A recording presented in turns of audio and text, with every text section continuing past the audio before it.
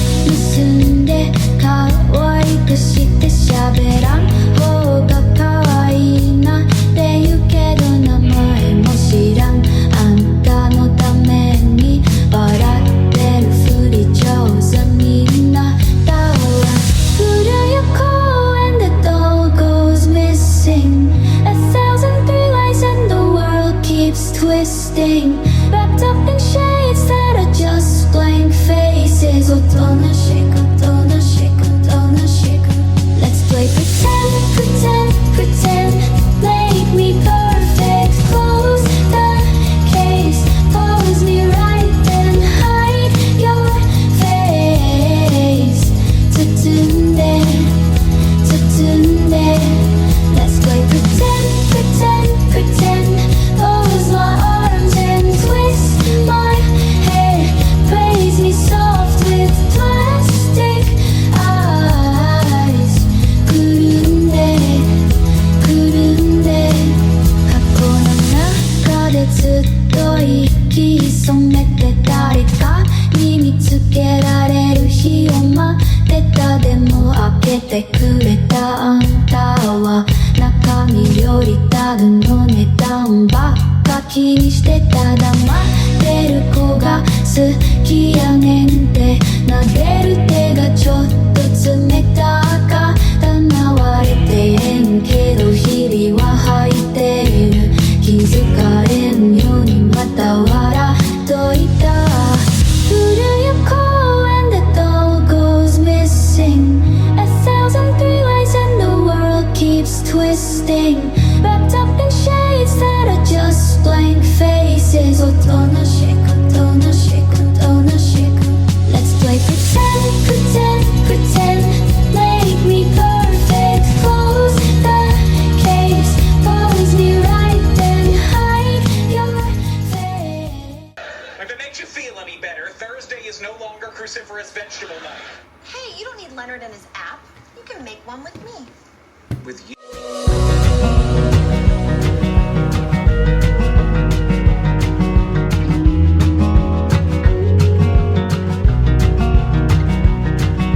Another fair relation ship. Guess it's back to situationships. Till this whole dying soul feels half alive. I've looked for opportunity from East LA to Tennessee, and I hope it comes by 2025. There's a four-way stop on a one-way road, and that 210 view never felt like home.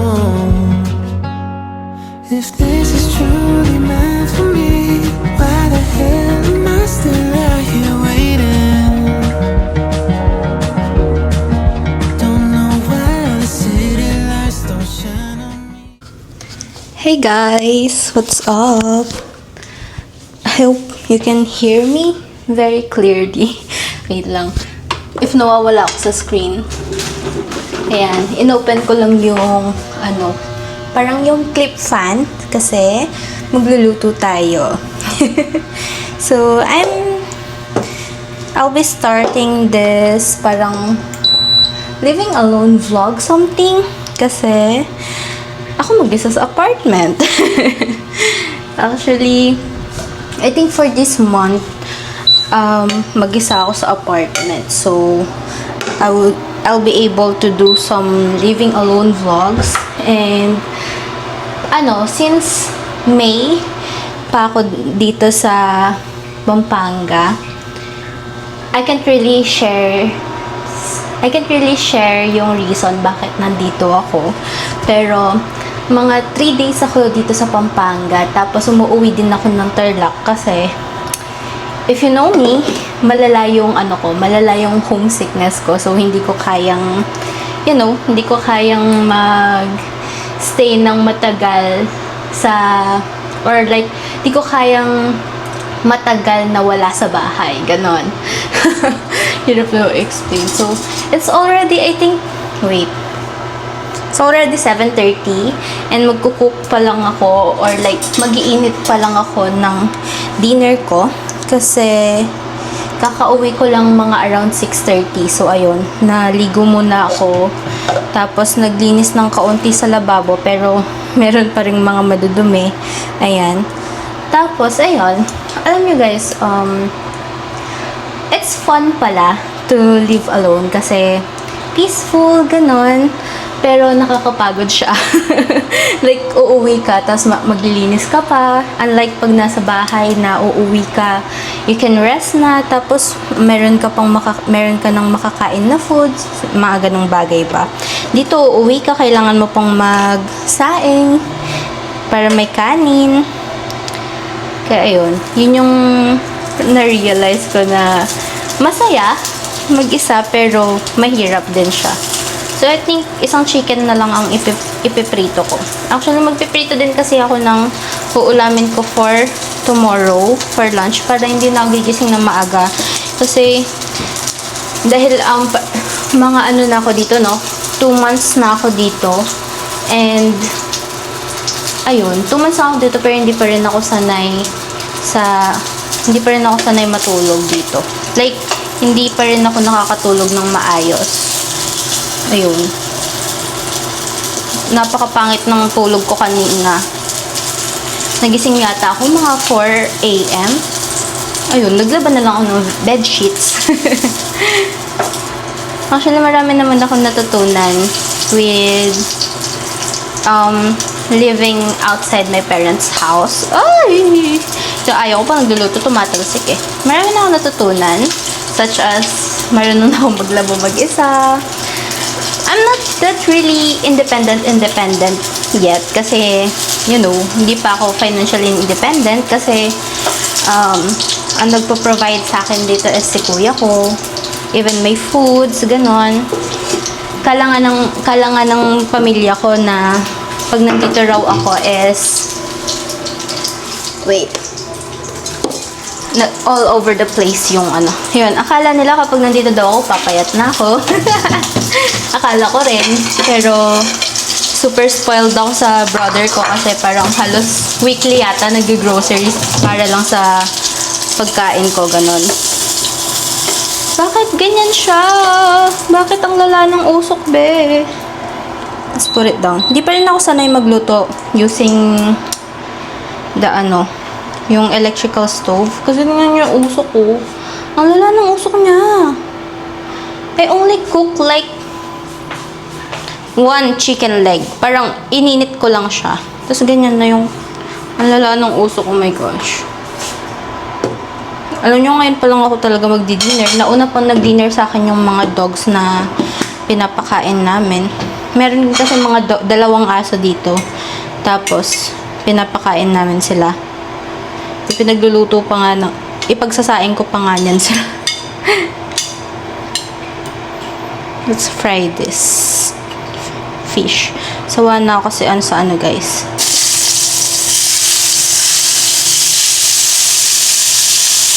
Sawa na ako sa chicken. That's why. Fish naman.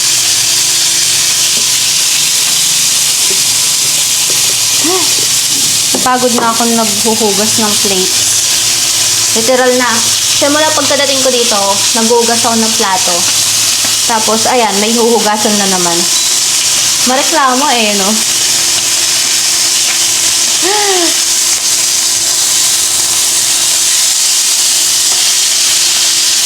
Okay.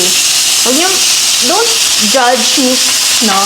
Don't judge me talaga kasi, you know, hindi ako sanay na magluto. Ngayon lang talaga ako nag-explore sa life in my 22 years of life. Ganun po ako na-spoil ng mga magulang ko. And I'm so sorry kasi pero at least I'm experiencing it now. Hindi ko alam paano lalapitan to. Bakit siya tumatalamsik? I'm so scared. Ang sakit kaya kapag natalsikan.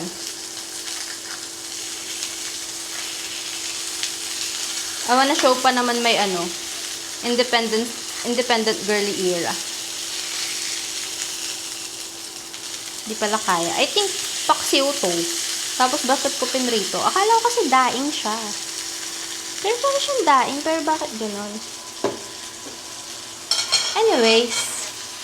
Antayin ko na lang siya maluto. And luto na rin naman yung rice ko. Tapos ipagsasain ko pa yung mga dogs. Kasi brown rice yung kinakain ko. Tapos sa kanila mag-white rice sila. Kaya iba pa isasain ko for them. Natakot talaga ako sa isdang to. Hininaan ko na siya. 180 degrees. Kasi kanina naka 600. Kaya siguro grabe yung usok. So, ayan lang guys.